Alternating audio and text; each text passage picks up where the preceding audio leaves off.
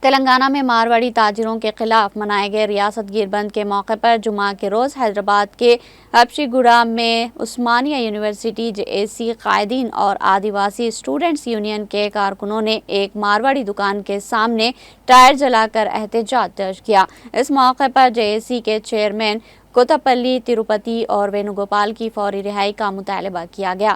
JAC کے vice chairman پاپا راؤ نے الزام عائد کیا کہ مارواڑی افراد نے دلتوں پر حملہ کیا، مگر پولیس نے ان کے خلاف کارروائی کرنے کی بجائے ہمارے قائدین کو گرفتار کر لیا، جو انتہائی ظالمانہ اقدام ہے۔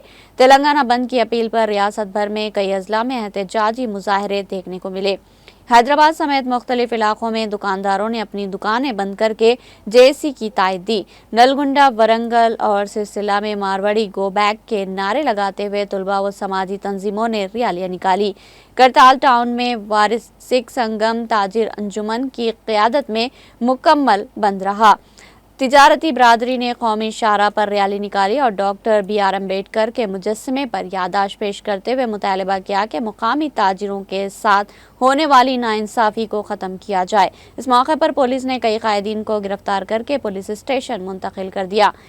تاجر انجمن کے قائدین نے میڈیا سے خطاب کرتے ہوئے کہا کہ مارواڑی تاجروں کی وجہ سے کرتال ٹاؤن اور قریبی دیہات میں مقامی کاروباری افراد اپنے روزگار سے محروم ہو رہے ہیں۔ ہمارے علاقوں میں کاروبار ہم ہی کریں گے کا عزم ظاہر کرتے ہوئے انہوں نے OU JAC کی تحریک کی مکمل تائید کا اعلان کیا۔